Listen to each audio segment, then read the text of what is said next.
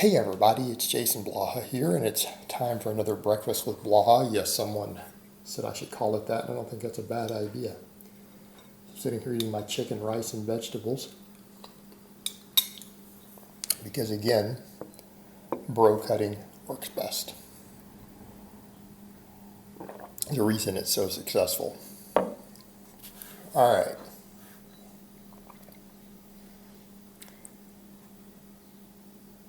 Over to the point. Let's talk about bench pressing. So when I get clients, I would say on average, about a third of my clients are novices, a third are intermediates, about a third are advanced when they hire me. And then we take them up, obviously, to the next level from wherever they are. Try to get advanced guys to elite, try to get the intermediates to advanced, get the novices to intermediate. But it's roughly a 1-to-1-to-1 ratio for me. That's not what's out there in the general population of lifters.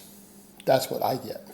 But I do get a lot of novices. And let's talk about the most common mistakes I see in new clients. And I'm not even going to say novices.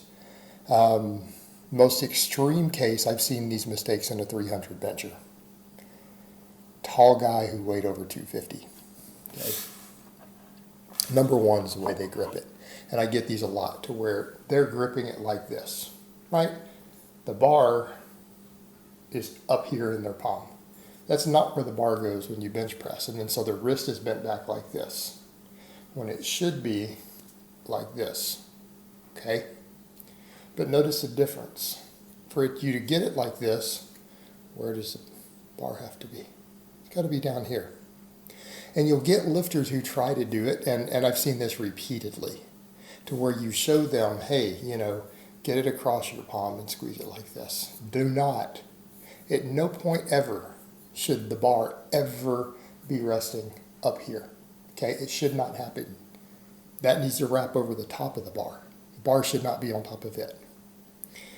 And they have to learn to squeeze the bar. They all grip it like little girls, basically. And I've had to tell some of this, I'm like, you're gripping the bar like a little 6-year-old girl.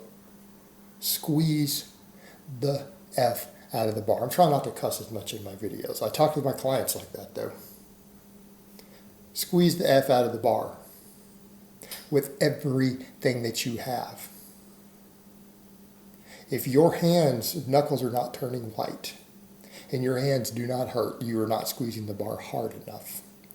And if you can't squeeze it hard enough, we need to do more grip work, because you have little weak wrists and forearms. Okay? It's got to be fixed.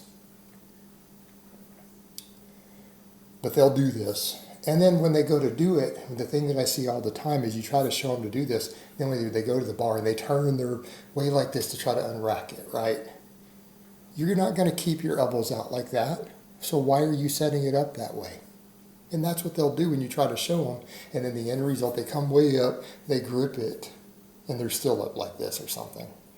And then as soon as they don't grip it hard enough, and then as soon as they turn back in, they're right back like this before they even unrack it. And but I'm trying so hard. It's like, no, quit quit flaring. Reach up, turn your wrist, okay? You don't have to do this to do that. Right? You reach up and grab the bar. Squeeze it. Did I have to flare anything to do that? No, of course not. They over-exaggerate nonsense when you need to just reach up, rotate your wrist out. And once you have a grip on it, you squeeze that bar as hard as you can. And when you are benching, even on a work set, your goal should be that once you have your hand around the bar, you squeeze it as hard as you can all the way through the set. It's one of the most important things to think about, even if you're doing 10 reps, is to maintain that for the entire set. And if you can't, then you need to do more forearm and grip work to build the stamina to do it. All right. Even worse, they try to get it all set up super tight before they set up on the bench. Well, you're going to lose that tightness on the bar as you're setting up. All right, number 2, they lay down on the bench flat back. They lay on the bench flat back, and when you try to explain to them how to get tight, what happens? They still don't listen. Because again, if you're doing it online, it can be very difficult. And this would apply to any noobs out here listening. I'm basically trying to teach you online, walk you step by step through it. When you set up on the bench, you need to set up in such a way to where your butt and your feet are pushing your torso back towards the uprights. Okay, you dig in tight. There's 3 points of contact, and we've discussed this in my setup videos. The only thing that should be in contact with anything ground or bench related are your feet, and they should be dug into the floor as hard as you can possibly get them. You actively do a leg extension. In other words, if the floor were weaker, the floor were made out of paper, you would just kick right through it and lock your leg out. You should be flexing your quads as hard as you possibly can when you set up on the bench. Your glutes touch the bench and your traps. Your lats do not touch the bench even if you're fat.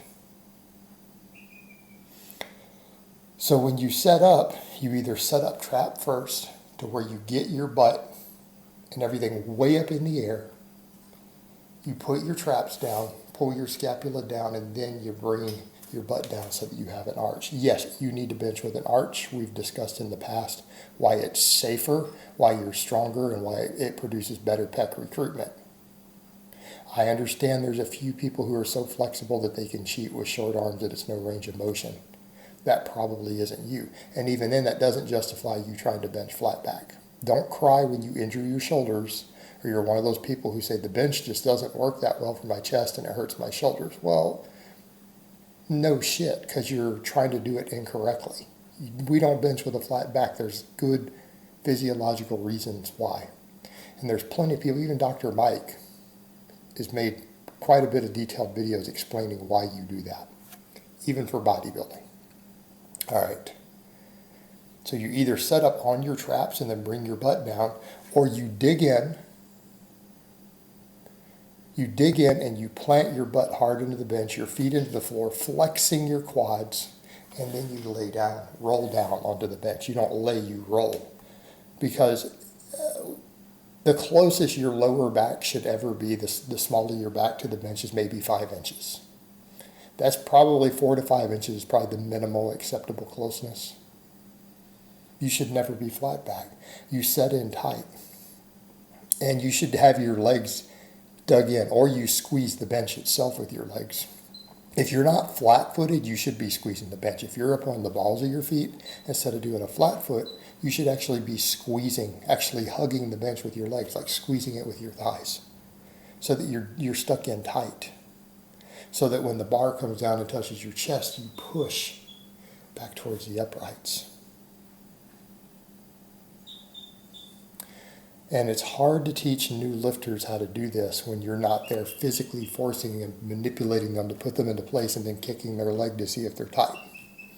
And you can teach people to get tight with the legs. As soon as you walk over in person, if someone can kick your knee and your leg moves, then you're obviously not tight. You need to reset up again. But we come back over to that point of how are you going to get set up like that if you think you're already gripping the bar and everything perfect? No, you're going to have to re-grip it anyways. So therein lay our problem. But those are the 2 biggest mistakes that I see. The 2 biggest mistakes I see in new bench pressers. And they're extremely common. I can almost guarantee you if I get a novice lifter, and I'm going to say a novice, anybody benching less than 185 for reps, okay, there's almost 100% chance they're going to be doing one of those 2 things. There's about a 30% chance they're going to be doing both. They're going to do both. And novices have to be taught. But those are the ones that make the bench incorrect for them. 2 biggest ones I see. And they're not hard to fix. That's just learning the basic technique of the exercise. All right, guys, well, that's really all I have to say on that today. I hope it's been informative, and I will talk to you guys next time.